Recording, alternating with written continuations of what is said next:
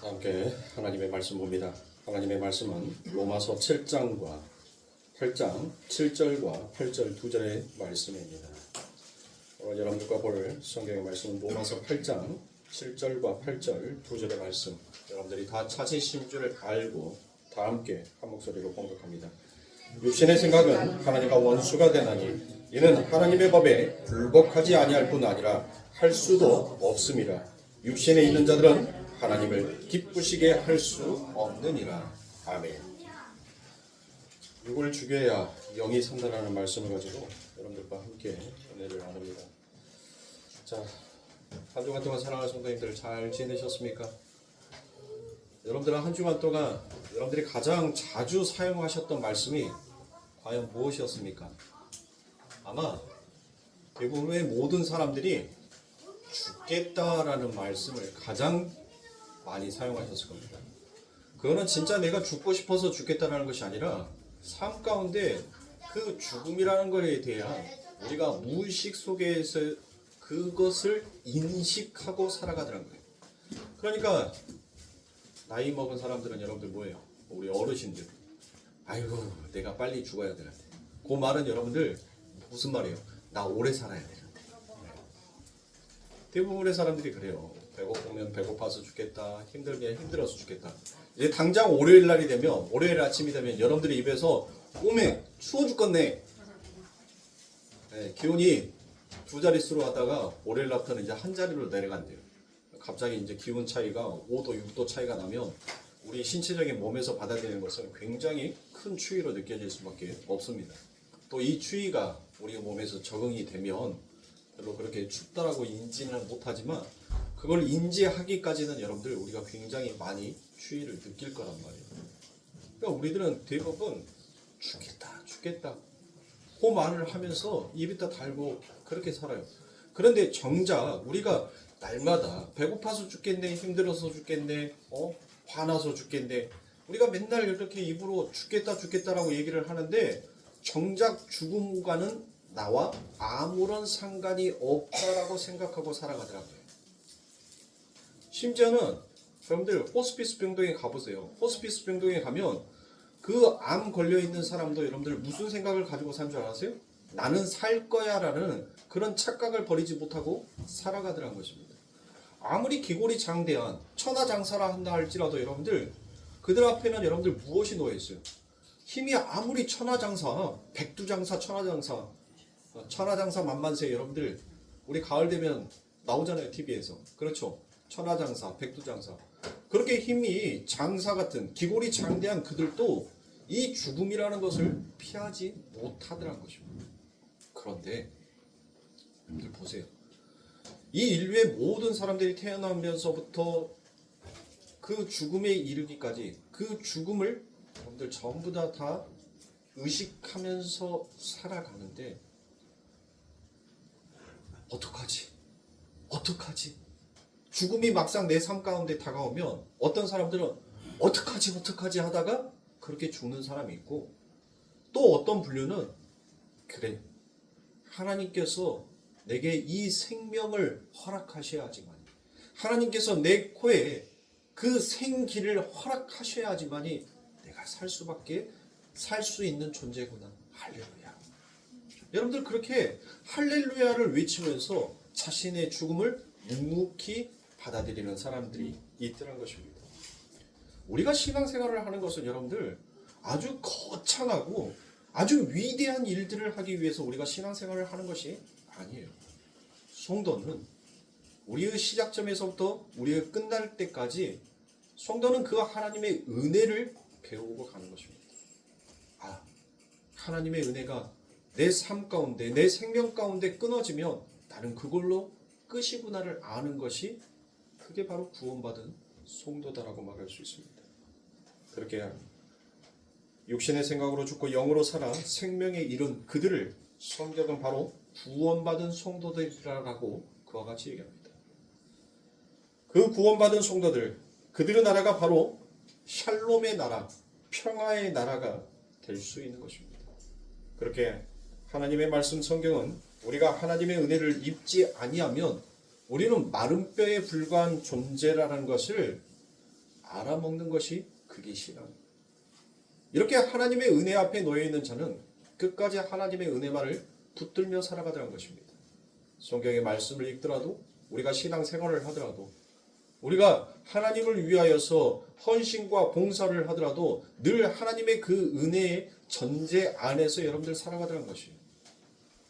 그런데 그 말씀을 가지고 내가 산자라다는 것을 증명하는 데 사용해 버리면, 나는 그 말씀을 받아서 내가 이렇게 산자다, 내가 이렇게 유명한 자다라는 것을 증명하는 데 써버리는 것을, 여러분들 그것을 성경은 바로 거짓 선지자다라고 그와 같이 얘기합니다. 거짓 선지자라는 것은 하나님의 말씀을 대적하는 자를 우리는 성경에서 거짓 선지자다라고 이야기를 하는 거예요.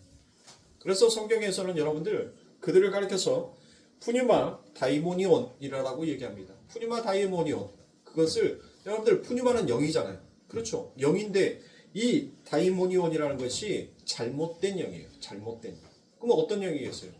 바로 악령, 귀신을 가리켜서 우리가 푸뉴마 다이모니온이라고 이야기를 합니다.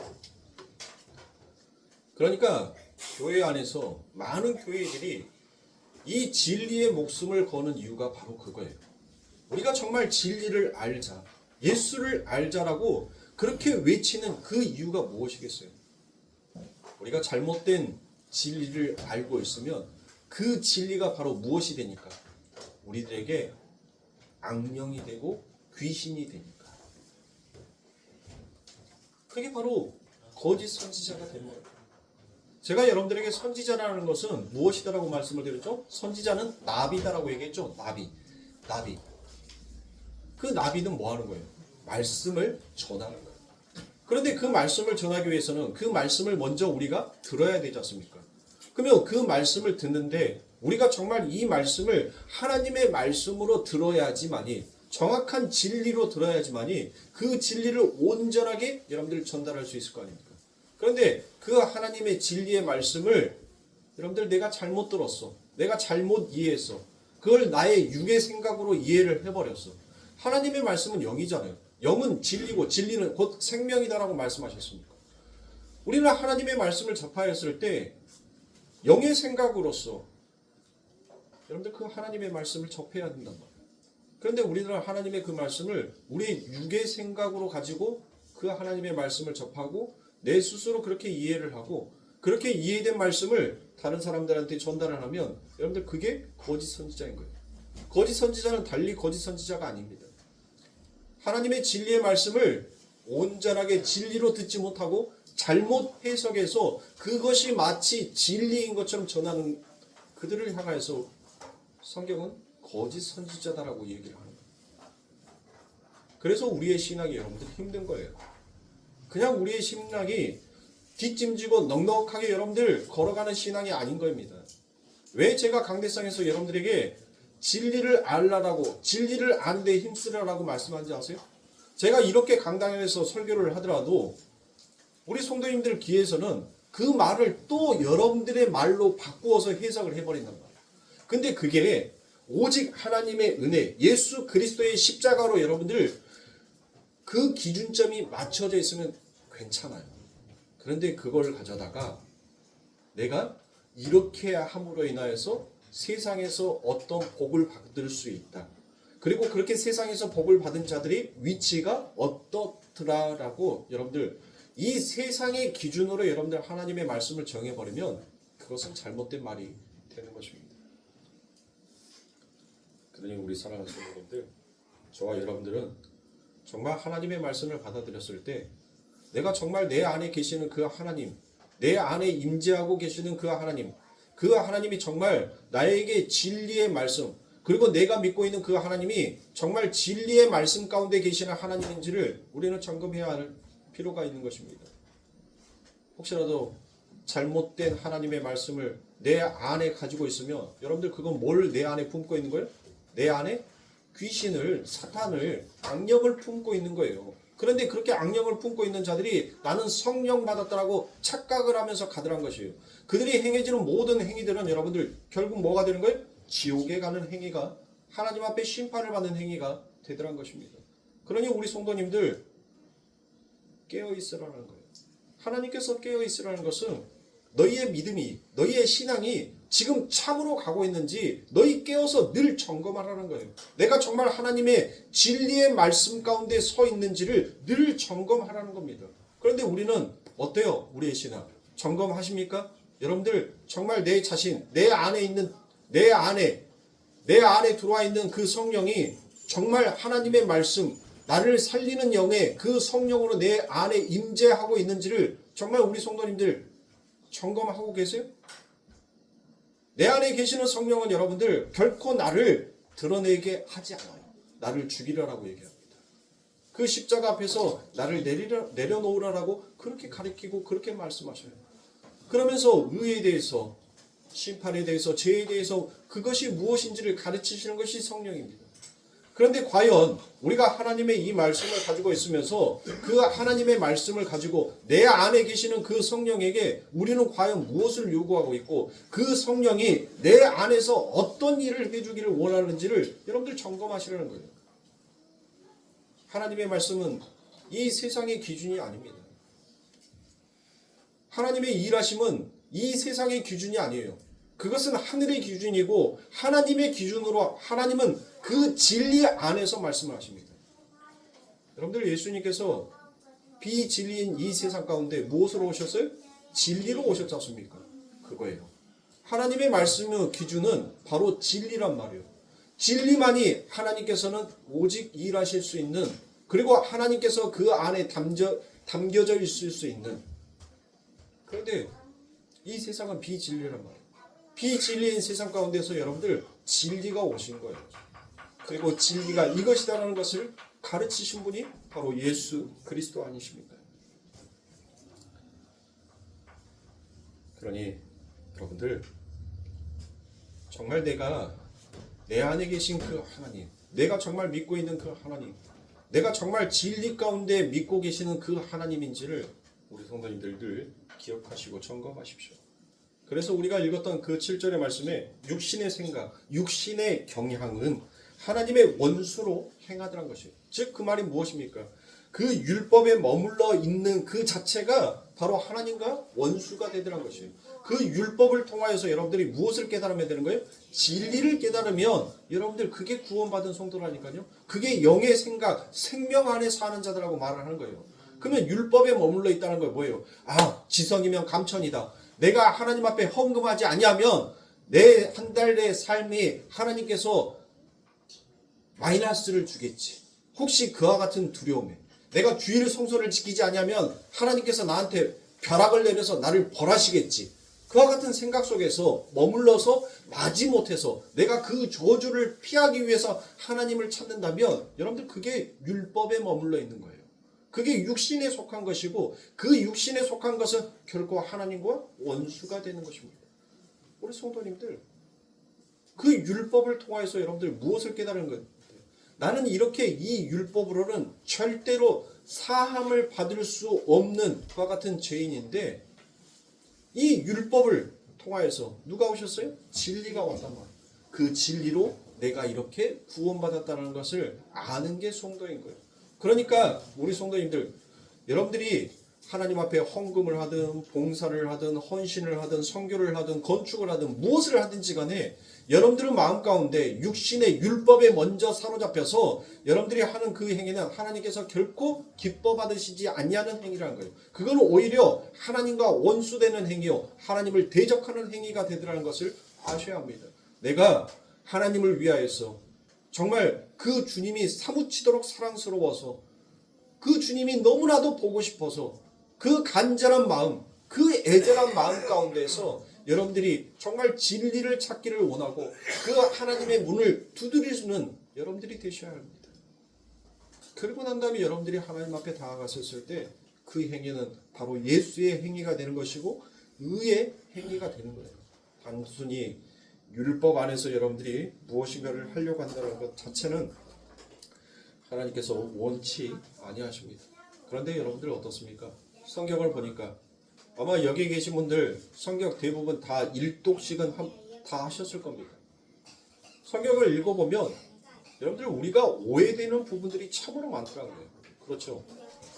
그러니까 오해가 되니까 뭐 하는 거예요? 오해가 되니까 자연스럽게 여러분들 그것을 잘못 행해질 수밖에 없잖아요. 여러분들 어떻습니까? 제자들이. 아니 예수님 차라리 우리가 알아먹을 수 있게끔 차라리 직설적으로 그렇게 얘기를 해주시지 아니 왜 자꾸 비유로 말씀을 하십니까? 라고 그렇게 얘기를 해요. 그러니 예수님께서 뭐라고 얘기합니까? 야 너희들은 내가 지금 비유로 설명을 해줘도 못 알아먹지만 너희들은 원래 이 말을 알아먹을 수 없게끔 되어 있어 라고 얘기를 해요. 그렇지 않습니까? 주님만 그랬어요? 구약의 선지자 가장 큰 이사야 선지자는 어떻게 말했습니까? 하나님이 그 이사야에게 명령을 합니다. 그리고 난 다음에 뭐라고 얘기를 해요? 뭐라고 얘기해요? 내 백성에게 가서 말을 전해. 근데 말을 전하는데 뭐 할 거라는 거예요? 못 알아들을 거라는 거예요. 못 알아듣는 말을 가서 전하라는 거예요. 이해할 수 없는 말을 그들에게 가서 전하라는 거예요. 이사야가 뭐합니까? 어안이 벙벙한 거예요. 아 하나님 이왕이면 하나님의 말씀을 전하러 가는데 그들이 충분히 이해하고 알 수 있는 말로 제게 그 말을 허락하시면 그 말을 전하는 게 오히려 더 낫지 않습니까? 라고 얘기하니까 하나님이 그렇게 하면 안 된대요. 그냥 너는 가서 전하기만 해. 그들이 못 알아먹을 거야. 그러니까 못 알아먹을 거 알고 너는 가서 전해라고 얘기를 해요. 그러니까 이사야가 가서 전하는 거예요. 전하지 않습니까? 아니 성경이 그냥 간단 명료하게 야 내가 너희들이 분명히 죄를 범할 거야. 그래서 내가 이제 너희들에게 정말 그 하늘의 아들 내 소중한 아들을 보내서 너희들을 구원하게 할게. 아니 이렇게 설명을 해주면 얼마나 간단 명료하고 모든 사람들이 다 이해하기가 얼마나 쉽냔 말이에요. 그런데 성경을 읽어보면 마치 인간이 어때요?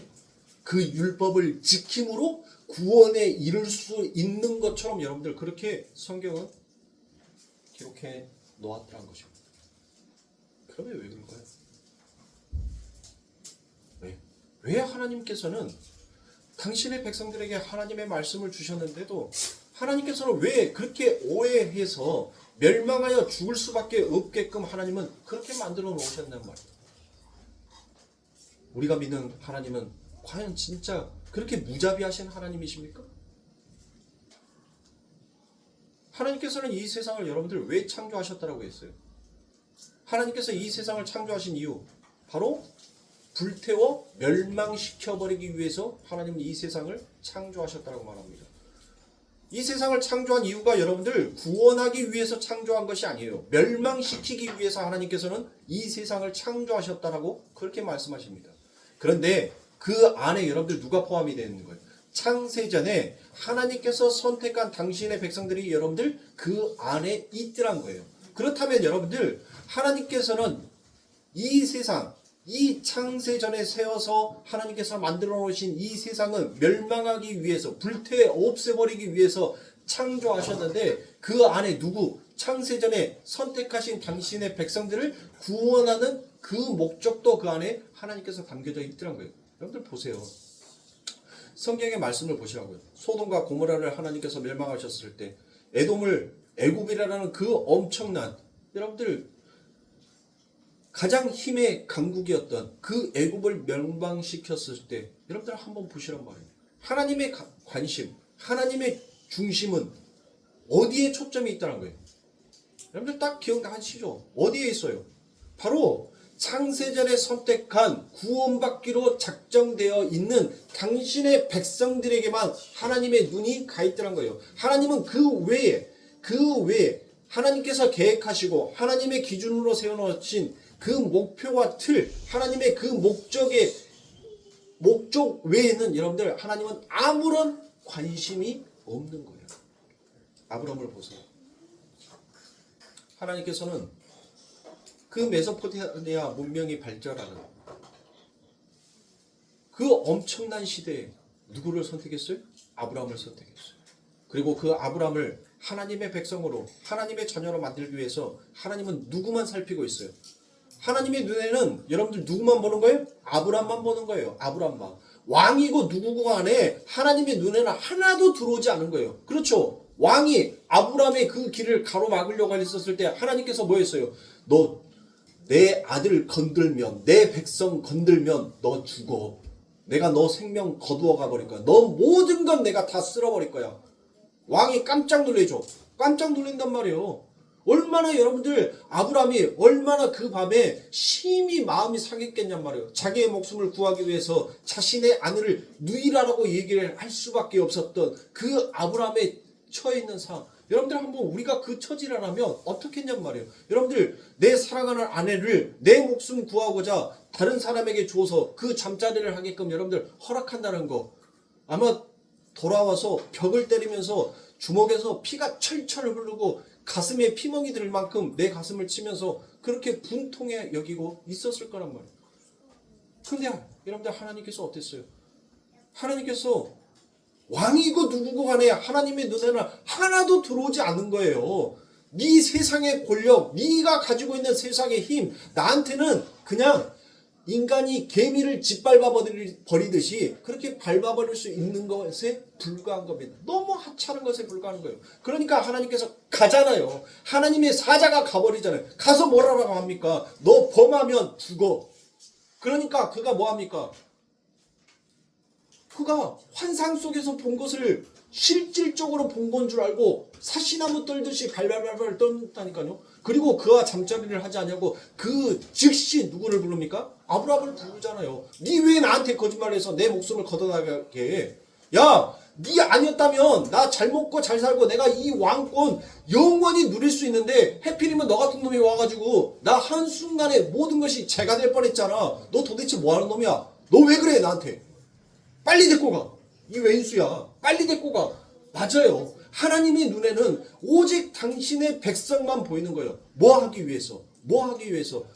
단순히 우리를 구원하기 위해서 천만의 말씀이에요. 하나님의 성품이, 하나님의 의가 우리를 통하여서 이 세상에 드러내기 위하여서 하나님은 하나님의 창세전에 선택한 그 백성들을 하나님은 이끌고 가시는 겁니다. 이 멸망하는 세상 가운데 하나님은 데리고 가는 거예요. 그리고 하나님의 살아계심을 그들에게 증거하여 보여주시는 겁니다. 내가 이렇게 살아있는 신이야. 나의 성품이, 나의 국률이, 나의 의가 무엇인지를 나는 너희들을 통하여서 지옥에 떨어 있는 자들에게 나는 반드시 증거하고 나는 반드시 그걸 드러낼 거야. 그러니 여러분들, 우리가 얼마나 하나님의 은혜 앞에 감사해야 하냐 말이에요. 얼마나 우리가 하나님의 그 은혜 앞에 고마워해야 하냔 말이에요. 그게 은혜를 아는 자예요. 네? 여러분들 이솝우화에서 여러분들 까치 이야기 알죠? 까치. 어느 선비가 한양으로 과거 시험을 보러 가는데 뱀이 까치 새끼들을 먹으려고 하니까 그 선비가 못했어요. 그 뱀을 싸서 죽였단 말이에요. 그러자 그 아내 뱀이 못했어요. 남편을 죽인 그 원수를 유혹하여서 죽이기 위하여 여러분들 괴사를 꾸미죠. 그 선비를 꽁꽁 묶어놓고 난 다음에 이제 하루만 지나면 내가 용으로 승천할 수 있었는데 내 놈 때문에 내 남편도 죽고 용도 될 수 없다라고 비통한 심정에 그 선비에게 얘기합니다. 아침 딱이 울기 전에 저 위에 있는 종이 7번 울리면 내가 너를 살려주리라. 불가능한 일이죠. 죽으라고 아무리 열심히 뛰어간다 하더라도 닭이 3번 울기 전에 그곳에 도착할 수도 없었고 이미 선비는 꽁꽁 묶어있는 상태예요. 그런데 도저히 불가능한 그곳에 여러분들 무엇이 있어요? 그 종이 땡 하고 울리기 시작하더라고요. 그래서 결국은 7번의 종이 울리고 그 뱀이 놓아줍니다. 그리고 그 선비는 그 종이 울린 곳으로 버선발로 여러분들 그곳에 가요. 그곳에 갔더니 무엇입니까? 자기를 구해줬던 그 까치들이 전부 다 머리가 깨져 있는 상태로 여러분들 죽어 있더라고요. 이게 이솝우화예요. 한낱 미물도 여러분들 그 은혜를 입으면 그 은혜가 무엇인지를 알고 갚을 줄 알려고 그 은혜의 감사함을 그렇게 표현할 줄 아는데 만물의 영장이라는 인간이 어찌 하나님의 은혜를 입었고 하나님의 백성이라고 자처하는 우리들은 삶 가운데서 그 하나님의 은혜를 저버리고 살 수 있냔 말이에요. 그것을 우리들이 인지하지 못하고 산다는 그 자체가 정말 하나님 앞에 우리들이 원수여 대적자 아니겠습니까? 하나님은 그럼에도 불구하고 당신의 백성들을 쳐다보시라는 것입니다. 땅의 티끌이요 먼지에 불과하고 흙의 존재밖에 되지 아니하는 아무런 보잘것없는 우리들을 하나님께서는 보시기에 심히 좋았다라는 그 말씀을 하심으로 우리들만을 쳐다보고 계십니다. 우리만을 바라보고 계시는 그 하나님, 그 하나님의 은혜와 사랑을 받은 자들이 정말 복을 받은 자다라는 것을 인지하는 사람이 결국 무엇하는 거예요? 율법을 모두 다 이룬 것이 되는 겁니다. 예수 그리스도는 그것을 알았다. 예수님은 그것을 알았어요. 내가 하나님으로부터 사랑과 그 긍휼과 용서와 자비함을 받았다는 것을 예수님은 잊지 아니하였다. 그 예수님께서 여러분들 율법을 지켰다는 것은 뭘 지켰다는 거예요? 그 하나님의 사랑을 그 율법을 통하여서 예수님을 알았다는 거예요. 그래서 내가 율법을 이루었다라고 얘기를 하는 겁니다. 율법을 지켜서 여러분들 그 의를 완성하는 것이 아니라 그 율법 속에 담겨져 있는 하나님의 사랑, 그 은혜를 아는 것이 정말 진리를 아는 거예요. 우리가 어떤 것을 행하여서 우리가 어떤 것을 했기에 하나님께서 그것으로 인하여서 우리에게 복과 저주를 허락하시는 하나님이라면 여러분들 두려워서 하나님 믿겠습니까? 무서워서 하나님 믿겠냔 말이에요. 늘 두려워서 떨 거 아닙니까? 하나님이라고 이름 부른다는 그 자체만으로도 떨리는데 어떻게 우리가 감히 그 하나님 앞에 우리의 죄를 고해할 수 있냔 말이에요. 네? 우리가 어떻게 그 하나님 앞에 고백할 수 있냔 말이에요. 우리는 그 하나님의 은혜를 기억하는 자지 우리가 그 하나님을 향하여서 무엇인가 하기를 원하는 자가 아니란 말이에요. 그래서 하나님께서는 무엇합니까?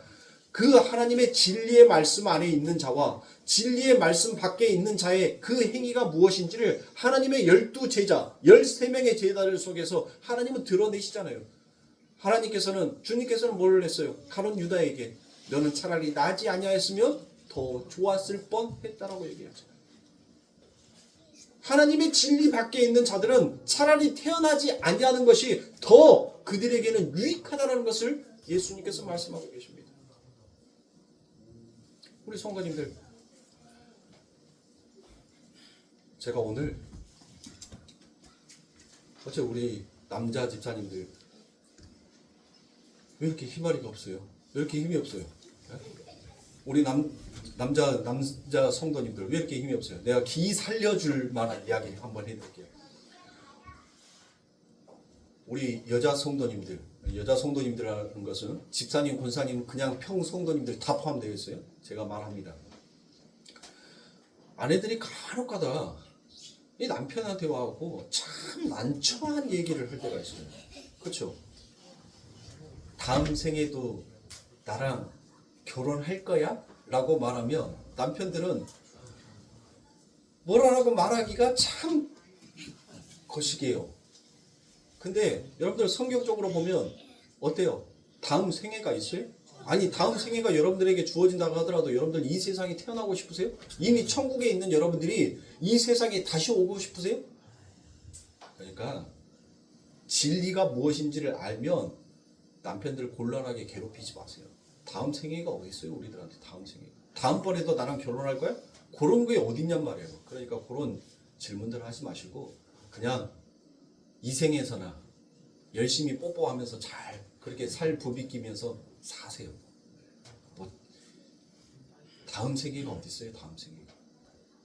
지금 살아계시는 동안만 잘하고 사시면 돼요. 좀 힘 좀 나십니까?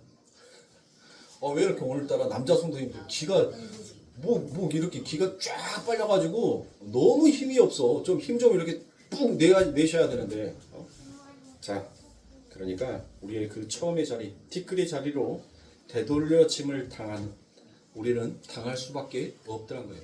그렇게 티끌의 자리, 피조물의 자리, 우리의 처음의 자리로 가기 위해서는 하나님께서는 이 육의 경향, 이 육의 생각을 철저히 멸망시킬 수밖에 없어요. 그러니까 이 세상을 불태워 없애버리고 멸망시키기 위해서 한다라는 것은 여러분들 이 지구를 하나님께서 불태워서 통째로 없애버린다는 그 말이 아니라 바로 호코스모스, 이 세상에 존재하는 나. 그래서 누구든지 이 아담에 태어난 모든 인간들은 자기만의 나라를 구성하면서 살아요. 그 자기만의 나라에 누군가 침범에 들어오면 싫어. 우리 어른들 그런 말 하잖아요. 결혼하면 소뚜껑 따로 걸고 산다. 여러분들 그 말이 뭔 말이에요? 결혼시키기 전에, 출가시키기 전에는 내 안에, 내 나라 안에, 내 나라의 백성, 그래서 내 법에 의해서 움직이는 자였는데 이제 그가 따로 나가서 살면 따로 여러분들 뭐 한다는 거예요? 다른 나라를 구축하고 사는 거예요. 그러면 또 그 집만의 법과 룰이 있어요.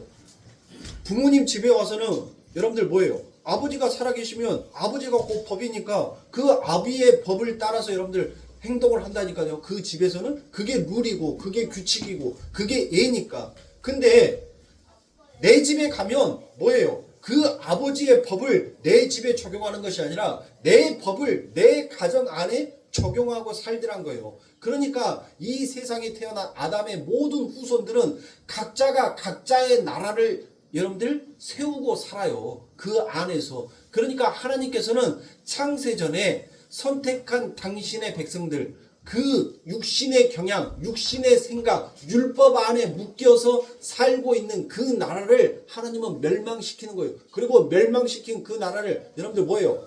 성경에서 하나님께서 제일 잘 쓰는 말이 있죠? Come out. Come out. 너 나와. 거기 있으면 죽어. 계속 성경은 그 얘기한다니까요. 창세기에도 여러분들 뭐예요? Come out. 너 거기 있지 말고 나와. 나오라니까 여러분들 뭐예요? 비웃잖아요. 흥. 이게 무너진다고? 이게 무너진다고? 웃기고 있네요.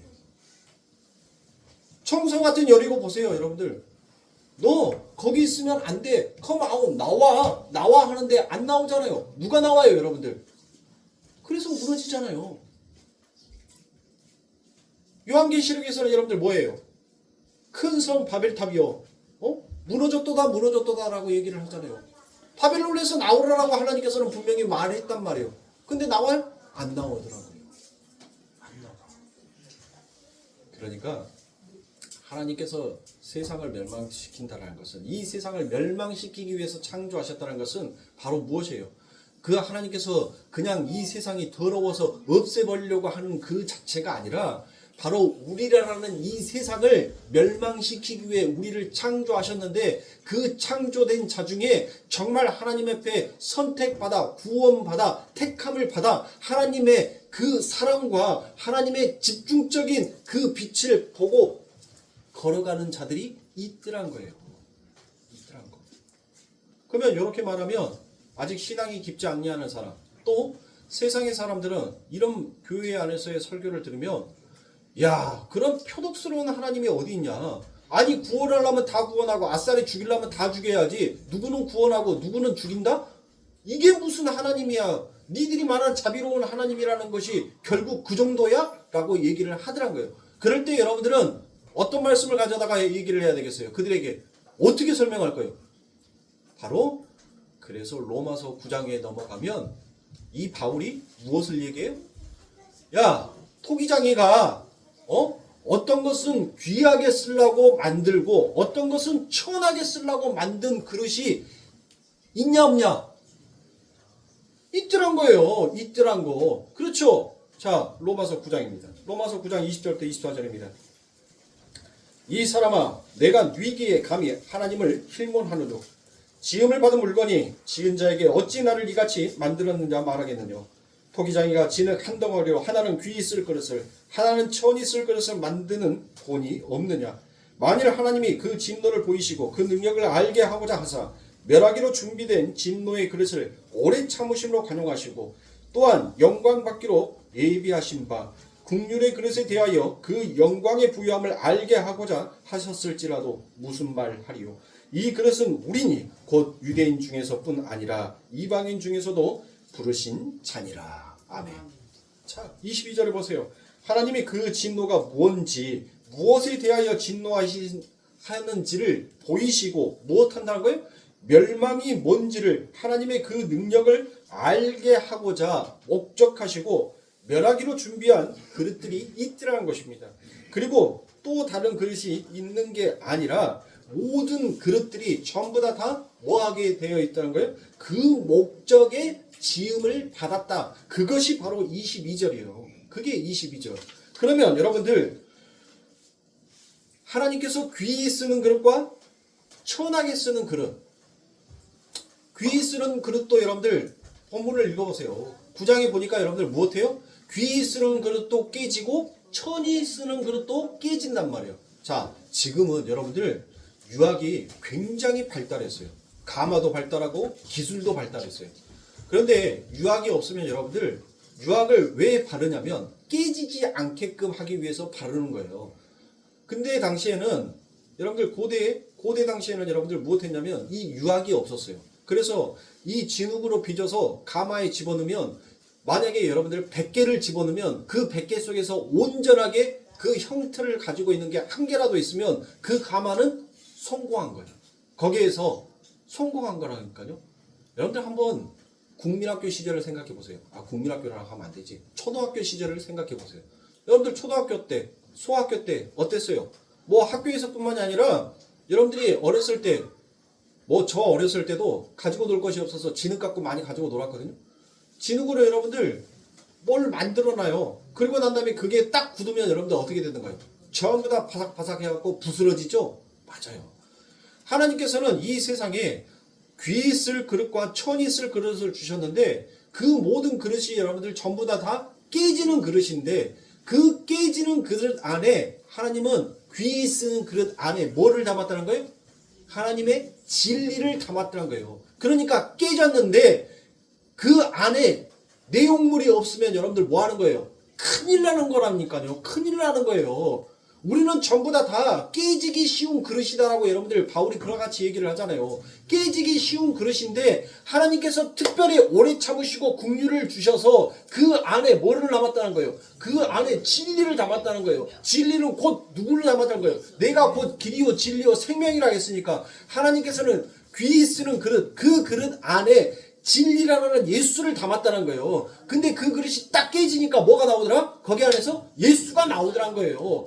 이 세상의 모든 사람들이 전부 다 그와 같이 그릇이란 말이에요. 그런데 그 그릇 안에 내용물이 없으면, 깨졌는데 아무런 내용물이 없으면 그게 큰일 나는 거예요. 그게 죽어라고 신앙생활 해놨는데 여러분들의 그릇이 딱 깨졌어. 그런데 아무것도 없어. 그러면 여러분들 죽 써서 개 주는 꼴이 되는 거라니까요.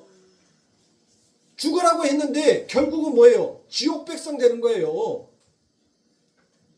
나는 하나님 믿는다라고 세상 사람들과는 나는 달라. 그 다름을 나타내기 위해서 참고 인내하고 져주고 손해보고 그렇게 살아왔는데 안에 내용물이 없네? 내용물이 없어. 예수가 없어. 그러면 말짱 꽝이란 말이에요. 그래서 왜 교회에서 그렇게 수많은 목사님들이 진리 예수를 바라보자 예수를 바라라고 그렇게 목이 터져라고 피를 토하는 심정으로 여러분들 그 강단에서 이야기하는 이유가 바로 거기에 있는 거예요. 우리 안에, 우리의 신앙 안에 정말 우리가 깨졌을 때 이 질그릇은 반드시 여러분들 깨지게끔 되어 있어요. 어떤 사람도 이 세상에 그 어떤 누구도 이 질그릇이 깨지지 아니한 사람은 없어요, 여러분들.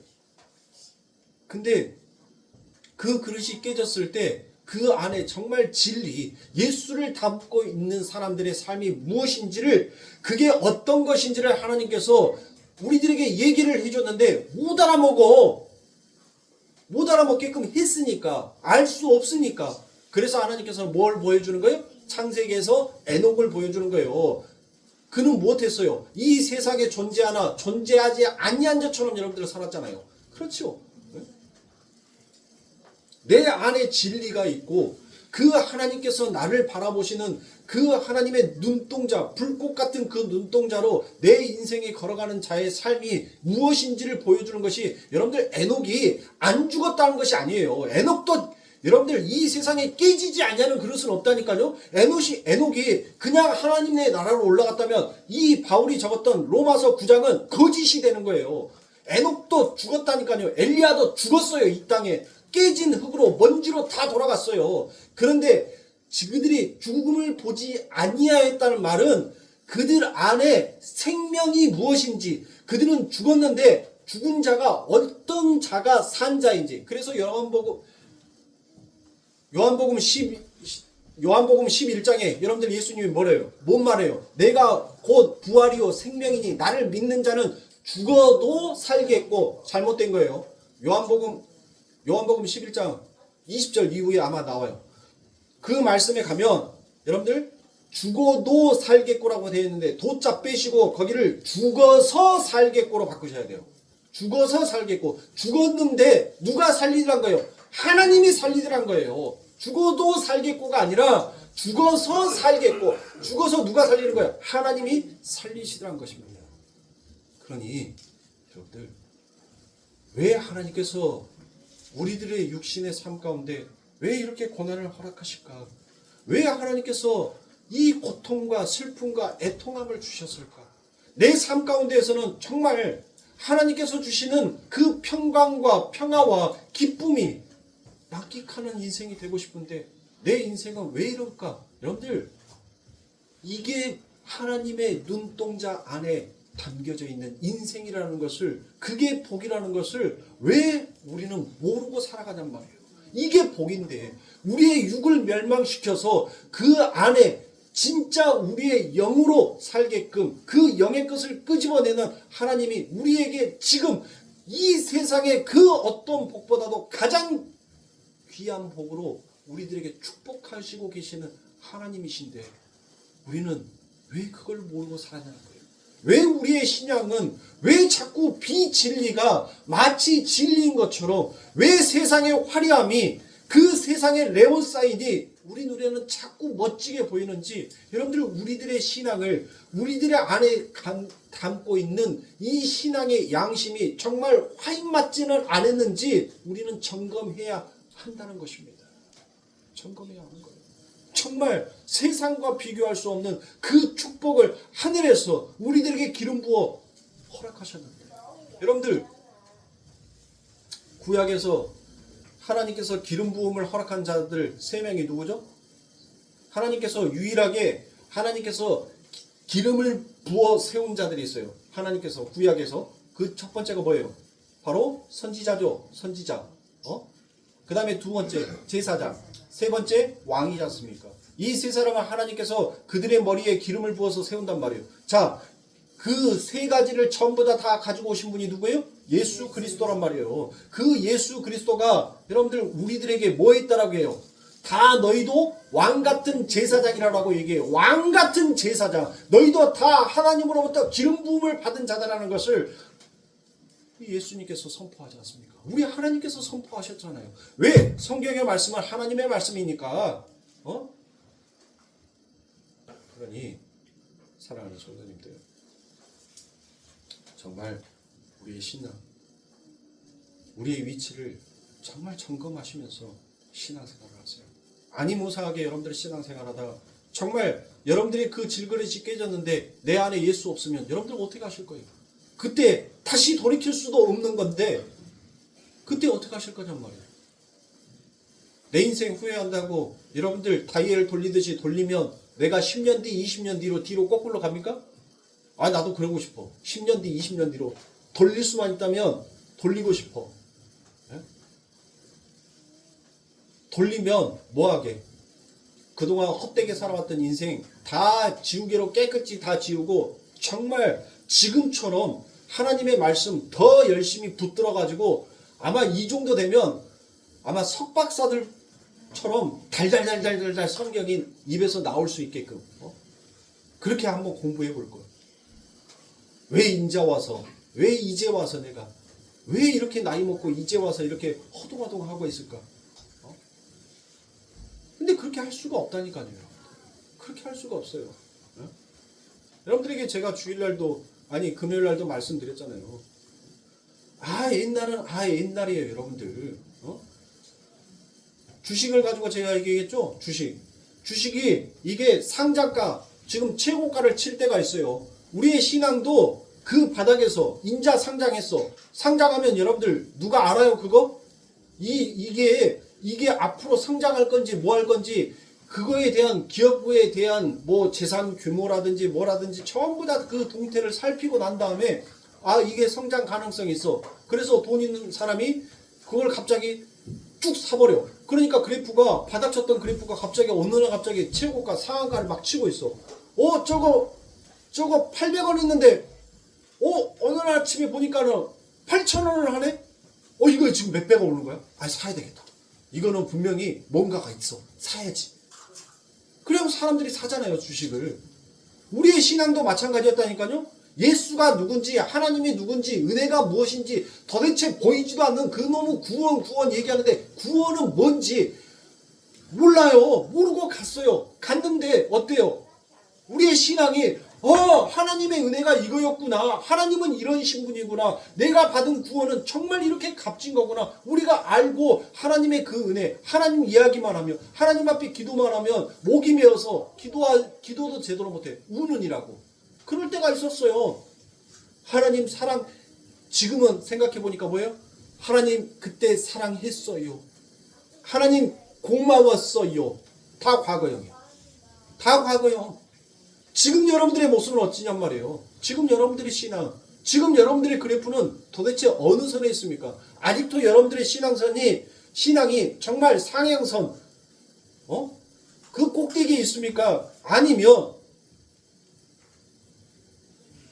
여러분들의 코스피가 이제 완전히 폐지될 정도로 하향가를 치고 있습니까? 도대체 여러분들은 어느 선에 있겠느냐 말이에요. 그렇다면 여러분들 자꾸 내가 상한가를 쳤던 상행선에 있었던 하나님 감사했습니다. 하나님 사랑했습니다. 그 선에 머물러 있을 것이 아니라 지금 내 그래프를 보고 내 그래프 안에서 내가 다시 어떻게 하나님을 사랑합니다. 하나님 감사합니다라고 내가 다시 뛰고 올라갈 수 있을지를 여러분들 보셔야죠. 왜 과거형에 머물러 있냔 말이에요. 현재 내 위치에서 여러분들이 뛸 수 있는 준비를 하시란 말이에요. 그때 여러분들의 힘이 부족하면 하나님께서 허락하신다니까요. 그래서 성경에서 그러하잖아요. 일어나라라고 얘기하잖아요. 일어나라, 깨어나라. 여러분들, 우리의 신앙 그냥 넉넉한 신앙 아니에요. 그냥 주어지는 신앙 아니니까 우리 사랑하는 성도님들 정말 주를 위해서 하나님을 위해서 살아가시는 우리 성도님들이 되세요. 그래서 로마서 9장에 여러분들 무엇합니까? 정말 하나님 앞에 귀히 쓰는 그릇은 여러분들 이 귀히 쓰는 그릇은 여러분들 뭐라고 해요? 적다라고 얘기하죠. 그게 바로 홀리구스입니다. 홀리구스. 이 홀리구스라는 것은 거의 없다는 거예요. 거의 없다. 거의 없다. 그런데 여러분들 깨지는 그릇은 여러분들 뭐예요? 깨지는 그릇은 메가스 대부분이에요. 대부분. 그때 당시에는 여러분들 유학이 없었으니까 그 간에 여러분들 그릇을 넣는데 거기에서 진품으로 나오는 그릇은 여러분들 진짜 온전하게 쓸만한 그릇으로 나오는 것은 거의 없겠죠. 만약 가마 10개를 했는데 그 10개 속에서 아마 3개 나오면 진짜 많이 나오는 거예요. 많이 빚어서 나오는 거란 말이에요. 그만큼 구원받은 자들이 여러분들 홀리구스 정말로 없다는 거예요. 전부 다 유학을 안 발랐으니까 전부 다 뭐 하는 거예요? 다 깨지는 거예요. 다 깨져. 거의 다 대부분이 다 깨지는 거예요. 그게 바로 메가스란 말이에요. 우리 사랑하는 성도님들, 정말 여러분들이 깨지지 않는 그 가마 안에 넣어졌을 때 그 엄청난 시련과 그 엄청난 연단을 다 견디고 이겨내서 정말 하나님의 귀한 질그릇으로 쓰여지기 위해서는 여러분들 그만큼 우리 성도님들도 노력하셔야 됩니다. 그냥 있으면 안 돼요. 그냥 누군가 해주겠지 아니라는 거예요. 나의 신앙은 내가 가는 겁니다. 내가 걸어가는 거예요. 여러분들의 인생 누가 걸어가 주지 않습니다. 여러분들이 얼마만큼 개척하느냐에 따라서 못하는 거예요. 여러분들의 인생을 개척하는 거예요. 그래서 우리나라에서 그런 말이 있지 않습니까? 개천에서 용난다. 지금은 개천에서 용 날 수도 없지만 열심히 했더니 개천에서 용이 나올 만큼 여러분들 자신의 인생은 자신이 갖고 가는 거란 말이에요. 신앙도 마찬가지입니다. 여러분들의 신앙, 여러분들이 가꾸셔야지 목사가, 교회가, 어떤 시스템이 여러분들을 가꾸어 주는 것이 결코 아닙니다. 하나님을 부르세요. 그리고 일어서십시오. 여러분들이 갇혀져 있는 그 애굽에서, 그 바벨론에서, 그 소돔과 고모라에서 하나님은 오늘 또 여러분들에게 말합니다. 사랑하는 내 자녀야, 난 너만 보인다. 그러니 거기에서 come out, 나오라라고 얘기하시는 그 하나님을 우리 사랑하는 성도님들, 여러분들의 가슴 안에서, 여러분들을 기억 안에서 꼭 기억하시고 한 주간을 여러분들 그렇게 승리하시는 우리 성도님들이 되시길 주님의 이름으로 축원합니다. 기도하겠습니다.